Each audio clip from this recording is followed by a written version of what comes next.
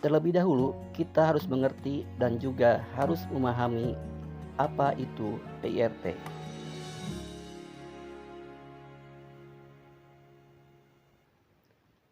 PIRT adalah pangan industri rumah tangga, yaitu izin edar yang dikeluarkan oleh Dinas Kesehatan.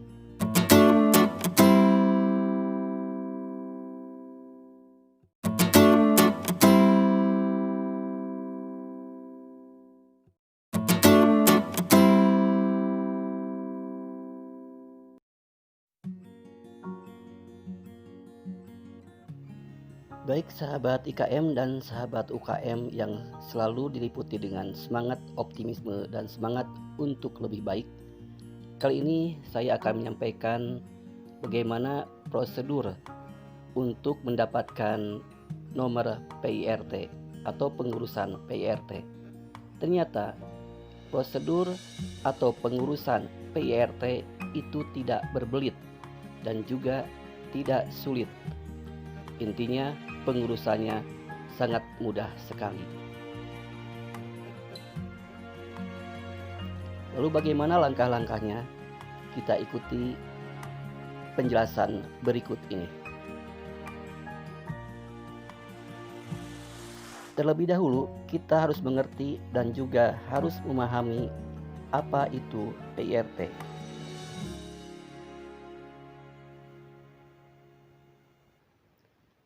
PIRT adalah pangan industri rumah tangga,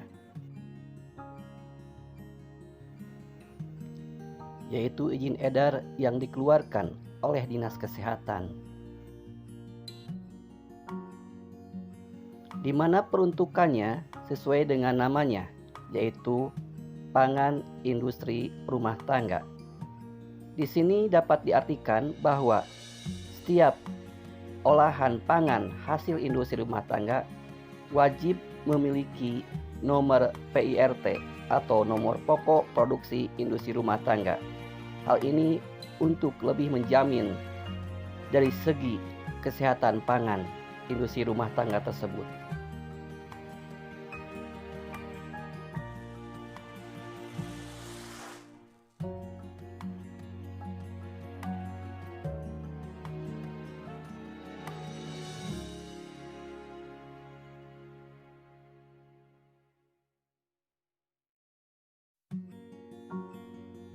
PIRT dikhususkan untuk produk pangan yang dikeluarkan oleh industri rumah tangga, usaha kecil dan menengah. Memperhatikan dari pengertian PIRT tersebut, di sini dapat diambil pemahaman bahwa PIRT hanya untuk industri rumah tangga, usaha kecil dan menengah, bukan untuk usaha besar.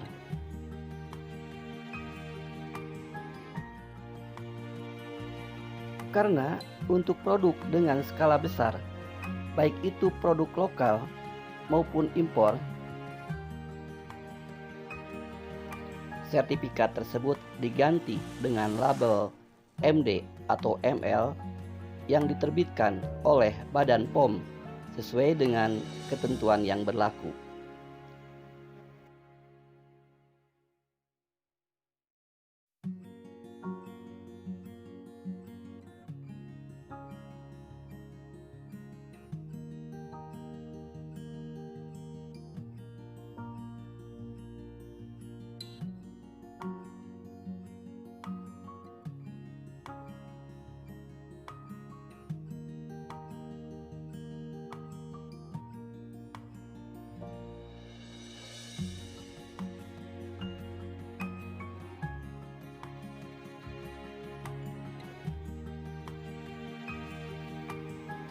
Izin edar PIRT tersebut dapat diketahui oleh konsumen melalui nomor yang tertera pada kemasan produk tersebut.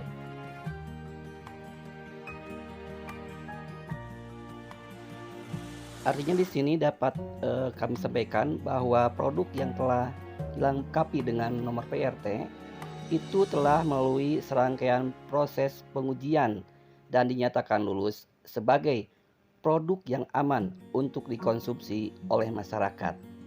Sehingga pertama kali ketika akan membeli produk pangan olahan industri rumah tangga, harus dilihat terlebih dahulu apakah produk tersebut sudah memiliki nomor PRT atau belum. Kalau sudah, produk itu dijamin keamanan dari hal-hal yang membahayakan terhadap produk olahan tersebut. Apabila tidak, sebaiknya untuk mengurungkan untuk membeli produk tersebut. Namun bukan berarti produk yang tidak memiliki nomor PRT itu tidak aman atau berbahaya, tetapi tidak ada jaminan karena belum melalui tahapan proses pengujian di laboratorium terhadap keamanan pangan tersebut.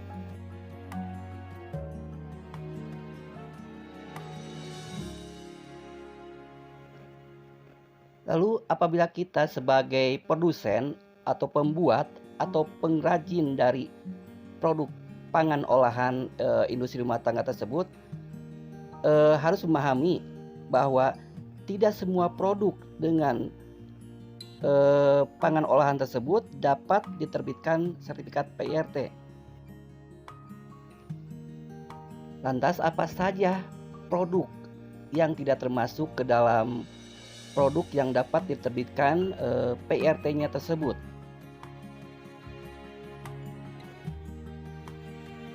Yang tidak termasuk ke dalam klasifikasi izin edar dengan sertifikat PRT ini adalah produk susu dan semua produk olahannya, kemudian daging dan semua olahannya, air minum dalam kemasan, lalu makanan bayi dan beberapa makanan lainnya.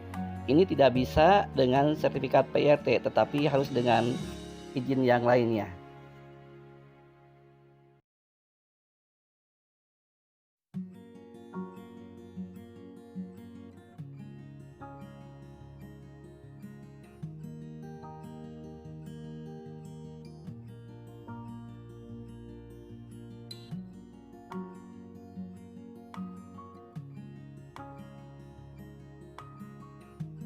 Lalu bagaimana dengan makanan basah yang memerlukan penanganan khusus?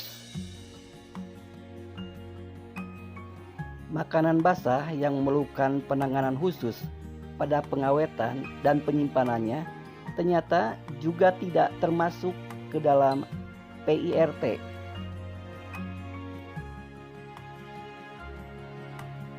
Dapat kami sebutkan contohnya di sini seperti makanan kaleng dan juga frozen food. Ini tidak termasuk ke dalam PIRT.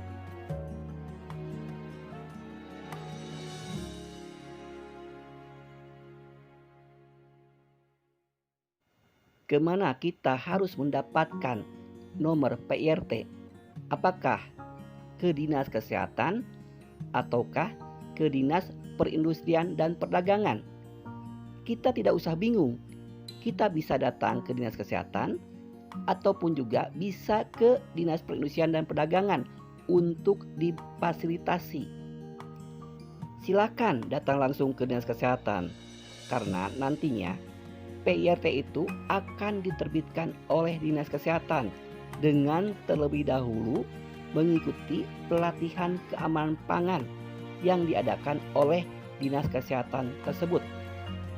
Bisa juga kita datang ke Dinas Perindustrian dan Perdagangan karena dinas tersebut sebagai pembina dari industri kecil dan menengah. Nantinya data yang diperoleh oleh Dinas Perindustrian dan Perdagangan akan direkap dan nantinya akan direkomendasikan ke Dinas Kesehatan untuk mendapatkan nomor PIRT. Mungkin juga ada yang bertanya, "Bang, apa syarat untuk pengajuan PIRT ini?" Tadi sudah disebutkan bahwa syarat utama untuk memperoleh PIRT adalah terlebih dahulu harus mengikuti penyuluhan keamanan pangan dan lulus pada tes terakhir penyuluhan tersebut sehingga memperoleh sertifikat penyuluhan keamanan pangan.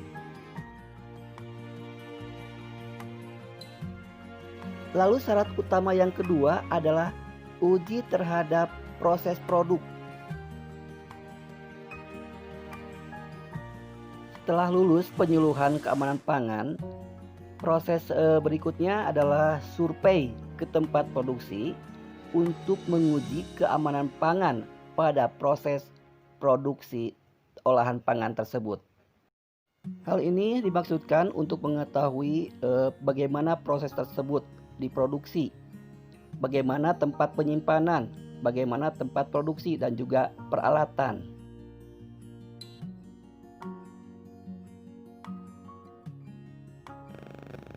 Lalu pertanyaan berikutnya adalah dokumen apa saja sebagai syarat untuk pengajuan PRT yang harus kita persiapkan.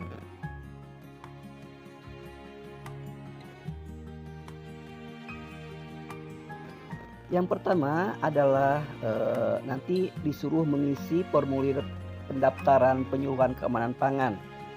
Kemudian juga diminta fotokopi KTP.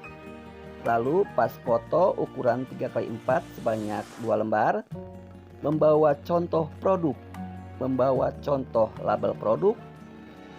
Nah, setelah itu menunggu jadwal penyuluhan keamanan pangan. Tak lupa pula menyimpan nomor HP karena nantinya akan dihubungi lewat HP tersebut apabila sudah ada jadwal untuk penyuluhan keamanan pangan. Jadi itu syarat pengajuan PRT. Kita lihat sangat sederhana. Tidak ada kata sulit.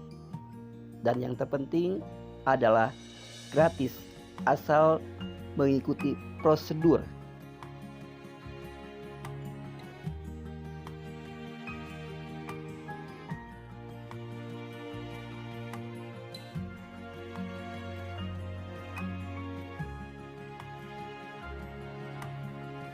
Lalu berikut ini bagaimana tahapan untuk pengajuan PIRT. Ada 6 tahap di dalam pengajuan PIRT. Di sini yang pertama adalah mengikuti penyuluhan keamanan pangan.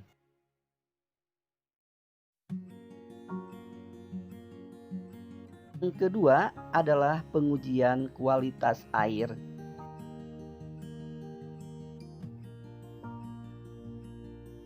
Dan yang ketiga adalah pengajuan berkas PIRT secara lengkap.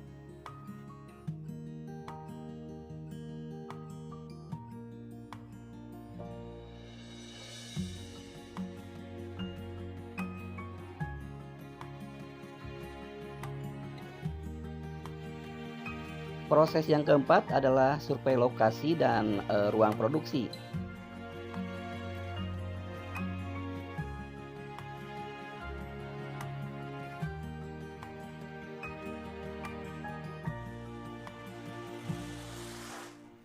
Lalu yang kelima, ini yang mungkin terpenting, penerbitan nomor PIRT.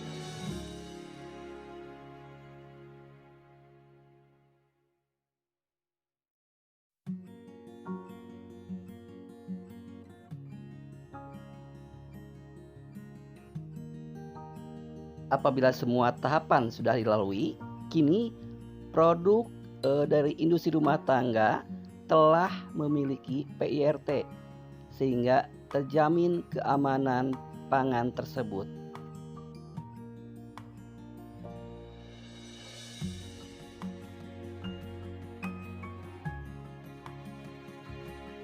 Penyuluhan keamanan pangan atau PKP ini menjadi syarat utama untuk sertifikat PIRT.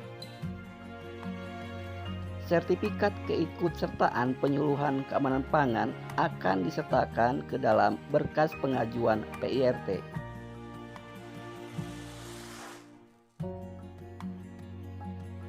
Dan sertifikat ini dapat digunakan di seluruh wilayah Indonesia.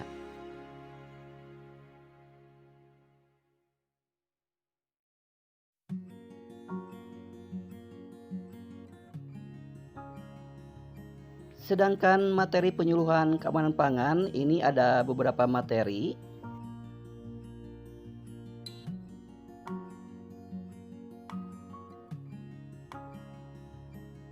Materi yang pertama ini kebijakan nasional pengaturan PIRT dan perundang-undangan tentang keamanan pangan. Kemudian yang kedua, higiene dan sanitasi. Kemudian ketiga, cara produksi pangan yang baik. Yang keempat, pengendalian proses untuk mengatasi bahaya.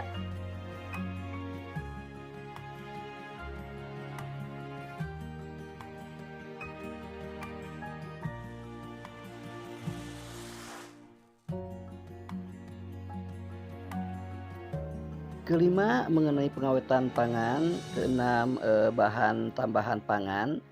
Dan ketujuh adalah pengembangan usaha.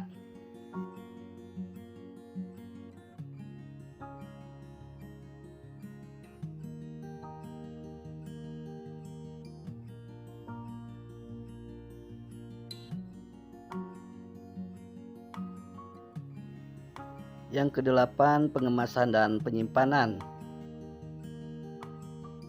Dan yang kesembilan, mengenai label pangan.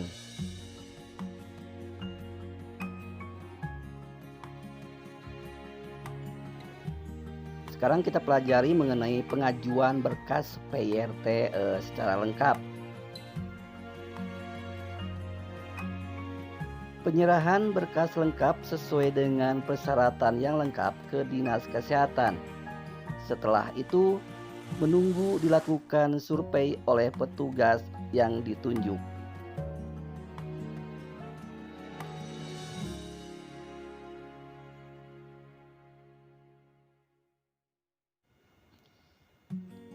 Survei lokasi dan ruang produksi.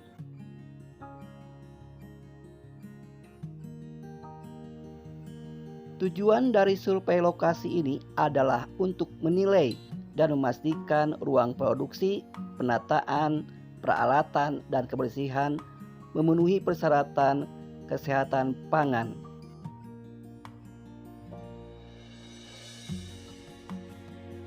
Nah, di sini pada saat survei lokasi dan ruang produksi ada beberapa catatan yang harus diperhatikan dan dipenuhi pada saat petugas mengadakan survei lokasi dan ruang produksi.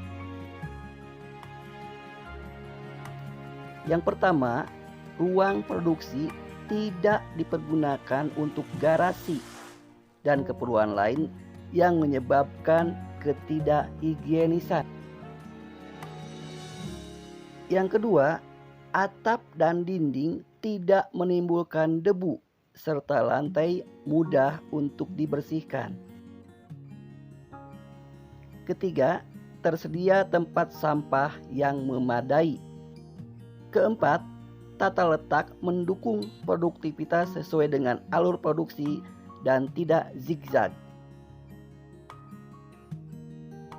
Yang kelima, ruang penyimpanan produk jadi dan ruang pengemasan harus terbebas dari kontaminasi, bisa dengan sekat atau beda ruangan. Keenam, tempat penyimpanan persediaan label dan kemasan berupa lemari atau rak tertutup untuk menghindari kontaminasi. Ketujuh, dalam rancang label produk dipastikan terlihat jelas informasi sebagai berikut: nama produk, nama perusahaan, peletakan PIRT, kode produksi, tanggal kadaluarsa, komposisi, dan berat bersih. Nah, setelah proses tersebut berhasil dilalui dan juga dinyatakan lulus, tahap berikutnya adalah tinggal menunggu diterbitkannya sertifikat PIRT, karena harus terlebih dahulu mendapatkan persetujuan oleh pejabat yang berwenang. Demikian penjelasan yang bisa saya sampaikan, mudah-mudahan bermanfaat. Apabila masih ada yang perlu ditanyakan, bisa menulis langsung di komentar pada video ini, ataupun juga bisa datang ke Dinas Kesehatan Kabupaten atau kota tempat tinggal kita, ataupun juga ke Dinas Perindustrian dan Perdagangan, ataupun apapun namanya yang ada bidang industri di kabupaten kota tempat tinggal saudara. Terima kasih. Assalamualaikum warahmatullahi wabarakatuh.